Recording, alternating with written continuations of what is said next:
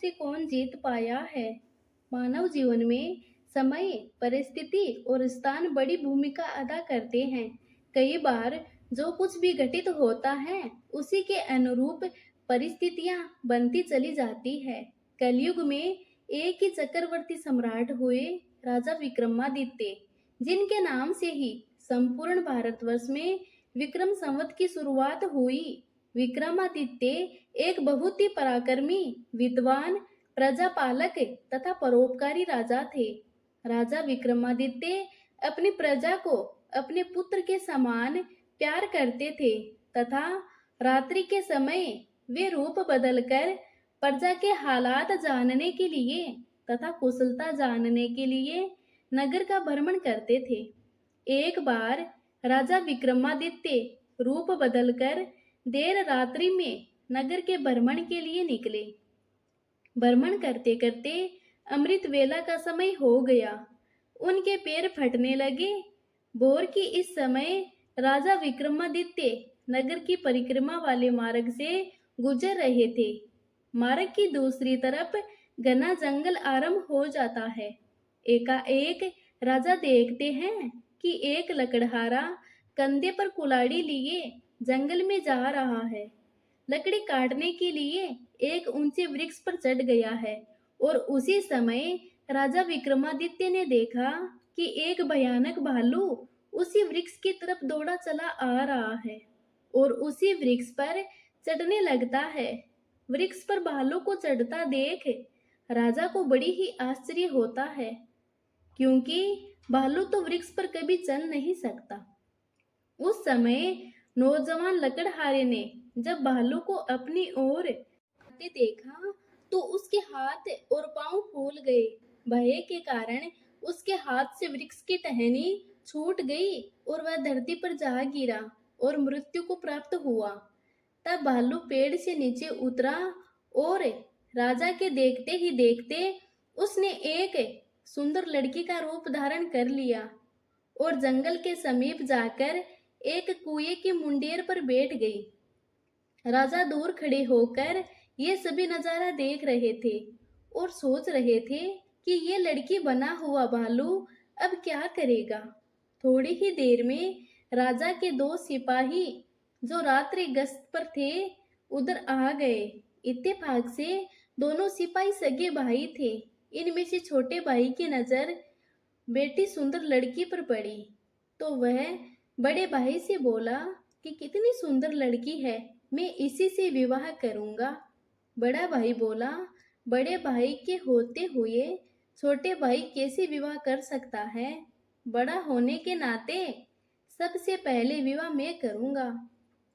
तब छोटा भाई बोला, इसे पहले मैंने देखा है, इसीलिए इसे विवाह तो मैं ही करूंगा। तब बड़ा भाई बोला कि हम तो व्यर्थ ही झगड़ रहे हैं, क्यों ना हम इस लड़की से ही पूछ ले, ये हम दोनों में से जिसे पसंद करेगी वही इस लड़की से विवाह कर लेगा। इस प्रकार दोनों भाई आपस में निर्णय करके लड़की के पास पहुंचे। बड़े भाई ने उस लड़की से प्रश्न किया, हे सुंदरी, आप कौन हो और यहाँ क्या कर रही हो? वह लड़की बोली, मैं पास ही के एक गांव में रहती हूँ और अपने पति की तलाश में निकली हूँ। छोटा भाई बोला, तुम्हारा पति कहाँ है? तुम चाहो तो उसे ढूंढने में हम तुम्हारी मदद कर सकते हैं। तब वह लड़की बोली, अभी तो मैं कुंवारी हूँ और किसी योग्य वर की तलाश में निकली हूँ। तब छोटा भाई बोला, हम दोनों भाई भी अभी कुंवारे हैं, यदि तुम चाहो तो हम में से किसी एक से विवाह कर सकती हो। लड़की बोली, मैं तुम दोनों में से एक से विवाह कर लूंगी, परंतु मेरी एक शर्त है। दोनों भाई बोले, क्या शर्त है तुम्हारी? लड़की बोली, तुम दोनों में से जो भी अधिक बहादुर होगा मैं उसी से विवाह करूंगी। इतना सुनते ही दोनों भाई स्वयं को एक दूसरे से श्रेष्ठ सिद्ध करने की इच्छा रखते हुए आपस में युद्ध लड़ने लगे। दोनों भाइयों ने अपनी अपनी तलवारें निकाली और एक दूसरे के पेट में आर पार कर दी। और तड़प तड़प कर दोनों भाइयों की जान चली गई। तब वह दोनों भाइयों पर जोर जोर से हंसी और उठकर एक दूसरी दिशा की तरफ चल पड़ी। विक्रमादित्य सोचने लगे कि ये लड़की एक छलावा है, अब क्या करेगी। ऐसा सोचते सोचते राजा विक्रमादित्य भी उस लड़की से थोड़ी दूरी रखते हुए उसके पीछे चलने लगे। अब सुबह का समय हो चुका था और सूर्य भगवान भी अपना पूर्ण रूप लेकर प्रकट हो चुके थे। लेकिन राजा विक्रमादित्य एक भालू के वृक्ष पर चढ़ने और फिर एक सुंदर लड़की का रूप धारण करने की विचित्र घटना को अपनी आंखों से देखकर सुध बुध खो बैठे थे। अब उन्हें राजपाट, भूख प्यास के बारे में कुछ भी ध्यान ना रहता। उनमें केवल उस रहस्यमयी सुंदर लड़की के विषय में जानने की जिज्ञासा थी। अतः राजा विक्रमादित्य उस लड़की से ऊंची दूरी बनाकर पीछा करने लगे। पीछा करते करते वे लगभग 200 कदम आगे चलने के बाद राजा विक्रमादित्य के विस्मय की सीमा न रही, क्योंकि राजा विक्रमादित्य ने उस लड़की को भालू से एक सुंदर लड़की का रूप धारण करते हुए देखा था। वह लड़की अब एकाएक एक जहरीले नाग का रूप धारण कर चुकी थी। वह जहरीला नाग अब बड़ी ही तेजी से आगे बढ़ने लगा। कुछ दूर आगे एक नदी के पास पहुंचे और राजा के देखते ही देखते वह नाग उस नदी में कूद पड़ा। नदी में एक नाव चल रही थी जिसमें 30-35 लोग सवार थे। अब वह जहरीला नाग उस नाव की तरफ आगे बढ़ने लगा। सम्राट विक्रमादित्य किनारे पर खड़े होकर ये सब नजारा देख रहे थे। देखते ही देखते वह जहरीला नाग उस नाव में कूद पड़ा। जैसे ही नाव में बैठे सभी लोगों ने उस नाग को देखा, नाव में भगदड़ मच गई और सभी लोग अपनी जान बचाने के लिए पानी में कूद पड़े। जो लोग तैरना जानते उन सभी लोगों ने तैरकर अपनी जान बचा ली और नदी के बाहर निकल गए। जो लोग तैरना नहीं जानते थे वे लोग पानी में डूब गए और मर गए। अब वह नाग नदी से बाहर निकला और नदी के किनारे किनारे आगे बढ़ने लगा। सम्राट विक्रमादित्य भी उसके पीछे पीछे आगे बढ़ने लगे। कुछ दूर आगे जाने के बाद एक बार फिर से राजा विक्रमादित्य आश्चर्यचकित हो गए, क्योंकि उस नाग ने फिर से एक बार अपना रूप बदल लिया था। आप उस नाग ने एक ब्राह्मण का रूप धारण कर लिया था। राजा विक्रमादित्य ने सोचा कि इस रहस्यमयी प्राणी के विषय में जानकारी लेने का अब उचित अवसर है, क्योंकि अब ये एक निर्बल वृद्ध ब्राह्मण के रूप में है। इसके बारे में सुगमता से पूछ सकता हूँ। सोचकर राजा विक्रमादित्य उस ब्राह्मण की तरफ बढ़ने लगे। अब राजा विक्रमादित्य बड़े ही तेजी के साथ चलते चलते उस वृद्ध ब्राह्मण के पास पहुंच गए और उसे हाथ जोड़कर प्रणाम किया। वृद्ध ब्राह्मण ने भी हाथ उठाकर अभिवादन स्वीकार किया। राजा विक्रमादित्य ने उस वृद्ध ब्राह्मण से प्रश्न किया, आप कौन हैं? तो वह ब्राह्मण बोला, तुम्हें दिखाई नहीं देता? मैं ब्राह्मण हूँ। राजा बोला, आप असत्य बोल रहे हो, आप ब्राह्मण तो नहीं हो। वह बोला, तो तुम ही बता दो मैं कौन हूँ। राजा बोला, तुम वह नहीं जो नजर आ रहे हो। वह बोला, तुम्हें इसे क्या लेना देना? तुम अपने काम से काम रखो और अपना रास्ता नापो। राजा बोला, मैं सच्चाई जाने बिना आपका पीछा नहीं छोड़ूंगा, आपको सच्चाई बतानी ही पड़ेगी। वह बोला, मैंने तुम्हें बताया तो मैं एक ब्राह्मण हूँ। राजा बोला, आप मुझसे झूठ नहीं बोल सकते। मैं आपका तब से पीछा कर रहा हूँ जब से आप भालू बने हुए थे। उस समय आपने उस नौजवान लकड़हारे को मारा। फिर आपने एक सुंदर लड़की का रूप धारण किया और दोनों सिपाही जो सगे भाई थे उन्हें एक दूसरे के हाथों मरवा दिया। फिर आपने एक नाग का रूप धारण किया और नदी पार कर रहे नाव में बैठे यात्रियों को आपने नदी में कूदने पर विवश किया और वे मारे गए। अब आपने एक वृद्ध ब्राह्मण का रूप धारण किया है। अब सीधी तरह से सच सच बता दो, आप कौन हो? वह बोला, यदि नहीं बताऊं तो? ये सुनकर राजा ने अपनी तलवार निकाल ली और बोले, तो फिर मरने के लिए तैयार हो जाओ। तुम जानते नहीं, ये राजा विक्रमादित्य की नगरी है और मैं राजा का वफादार नौकर हूँ। अब मरने से पहले जल्दी से बता दो कि तुम कौन हो। राजा विक्रमादित्य की ये धमकी सुनकर वह वृद्ध ब्राह्मण जोर जोर से खिलखिलाकर हंस पड़ा और बोला, मैं जानता हूँ कि ये महाप्रतापी सम्राट विक्रमादित्य की राजधानी है और मैं ये भी जानता हूँ कि तुम ही विश्व प्रसिद्ध सम्राट विक्रमादित्य हो। फिर भी एक बात जान लो, तुम मुझे नहीं मार सकते, बल्कि एक दिन ऐसा आएगा कि मैं तुम्हें ही मरने के लिए विवश कर दूंगा। उसकी ये बात सुनकर राजा विक्रमादित्य सोचने लगे कि जिसने इस रूप में भी मुझे पहचान लिया वह कोई साधारण इंसान तो नहीं हो सकता।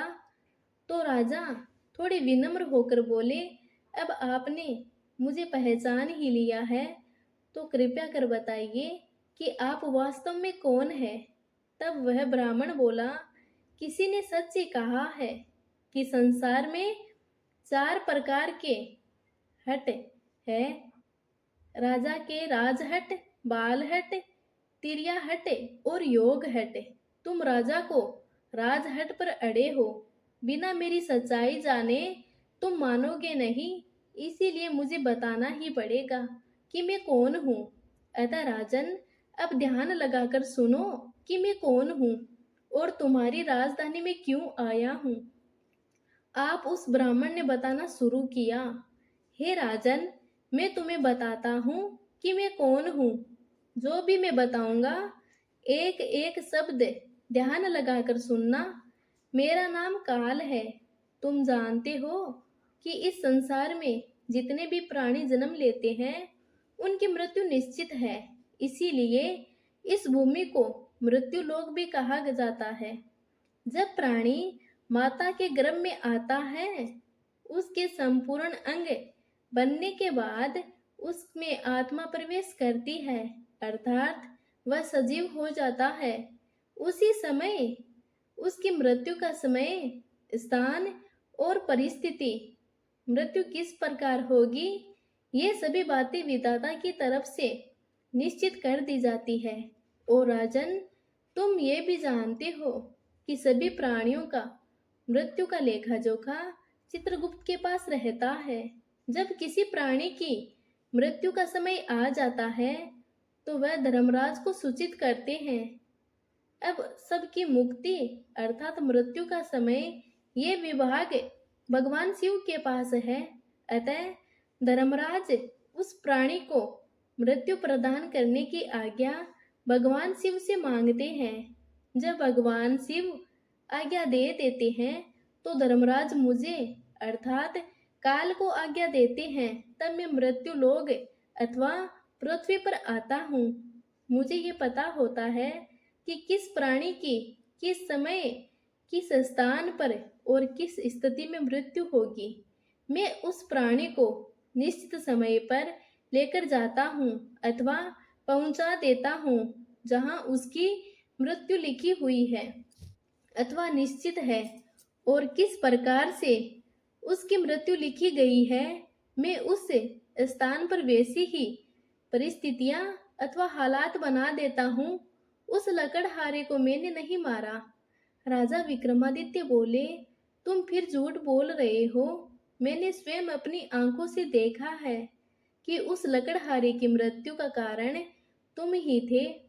वृद्ध ब्राह्मण बोला, बेशक कारण मैं बना था, लेकिन सांसारिक लोग तो यही समझते हैं कि लकड़हारे की मृत्यु वृक्ष से गिरकर वृक्ष का टहनी के टूटने के कारण हुई है, और फिर मुझे तो मृत्यु देव धर्मराज के आदेश का पालन करना ही पड़ता है। उसकी मृत्यु वृक्ष से गिरने के कारण लिखी गई थी, इसीलिए मैंने भालू बनकर वैसी ही परिस्थितियां वह हालात पैदा कर दिए। नहीं तो जरा सोचो, यदि असली भालू होता तो क्या कभी पेड़ पर चढ़ता? कदापि नहीं। परंतु वहां तो मैं था, और मेरे लिए कुछ भी असंभव नहीं है। अगर उन सिपाहियों की बात करें तो उनको भी मैंने नहीं मारा। उनकी मृत्यु एक दूसरे के हाथों लिखी थी, अतः उनके लिए मुझे एक सुंदर लड़की बनना पड़ा। नाव में सवार लोगों की मृत्यु पानी में डूबने से लिखी थी, इसके लिए मुझे भयानक नाग का रूप धारण करना पड़ा।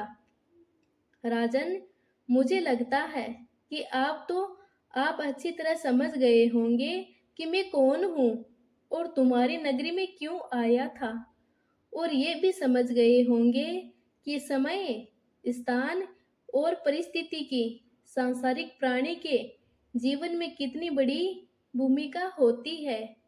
राजा विक्रमादित्य के वृद्ध ब्राह्मण रूपी काल की बातें बड़े ध्यान से सुने और गंभीर हो गए।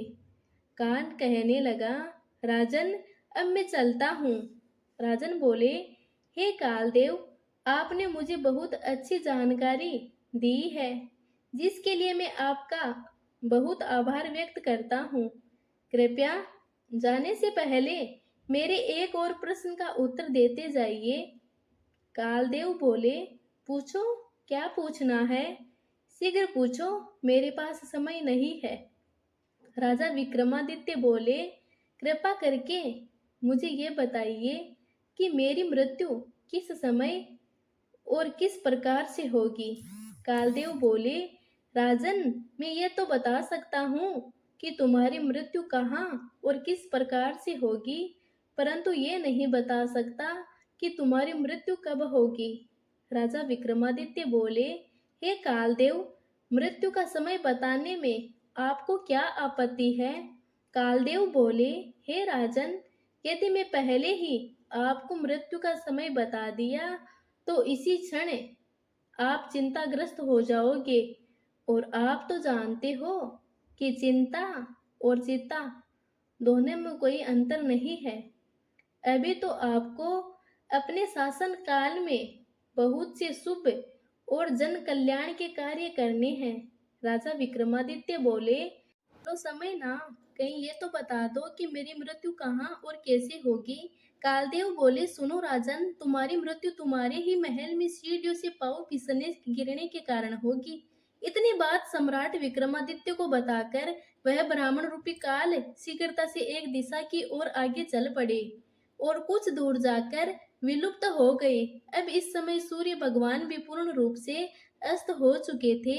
चारों तरफ अंधकार छा गया था। राजा विक्रमादित्य अब तक शारीरिक और मानसिक रूप से थक चुके थे, अतः मन में गहन सोच विचार के लिए तेज तेज कदमों से अपने महल की ओर प्रस्थान करने लगे। जय श्री कृष्णा। राधे राधे। धन्यवाद।